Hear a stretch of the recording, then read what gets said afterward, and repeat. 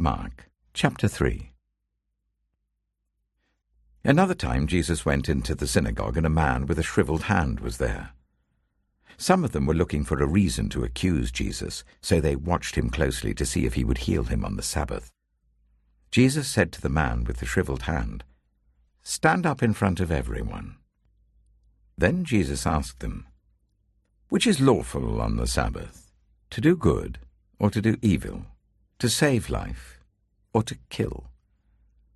But they remained silent.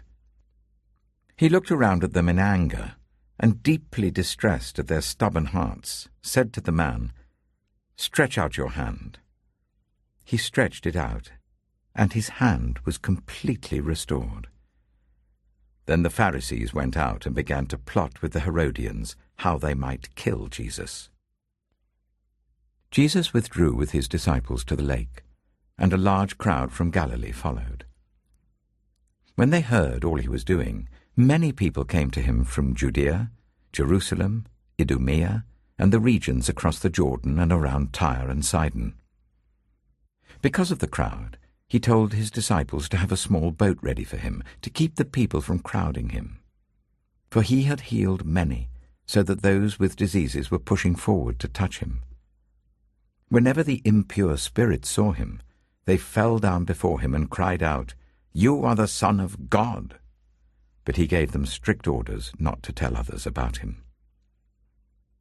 Jesus went up on a mountainside and called to him those he wanted, and they came to him. He appointed 12, that they might be with him, and that he might send them out to preach and to have authority to drive out demons. These are the 12 he appointed: Simon, to whom he gave the name Peter, James, son of Zebedee, and his brother John. To them he gave the name Boanerges, which means sons of thunder. Andrew, Philip, Bartholomew, Matthew, Thomas, James, son of Alphaeus, Thaddeus, Simon the Zealot, and Judas Iscariot, who betrayed him. Then Jesus entered a house, and again a crowd gathered, so that he and his disciples were not even able to eat. When his family heard about this, they went to take charge of him, for they said, "He's out of his mind." And the teachers of the law who came down from Jerusalem said, "He is possessed by Beelzebul. By the prince of demons he's driving out demons." So Jesus called them over to him and began to speak to them in parables. "How can Satan drive out Satan? If a kingdom is divided against itself, that kingdom cannot stand. If a house is divided against itself, that house cannot stand. And if Satan opposes himself and is divided, he cannot stand. His end has come. In fact, no one can enter a strong man's house without first tying him up. Then he can plunder the strong man's house. Truly I tell you, people can be forgiven all their sins and every slander they utter, but whoever blasphemes against the Holy Spirit will never be forgiven. They are guilty of an eternal sin."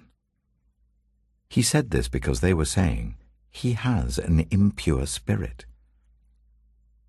Then Jesus' mother and brothers arrived. Standing outside, they sent someone in to call him. A crowd was sitting round him, and they told him, "Your mother and brothers are outside looking for you." "Who are my mother and my brothers?" he asked.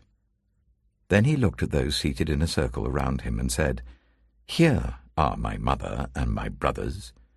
Whoever does God's will is my brother and sister and mother."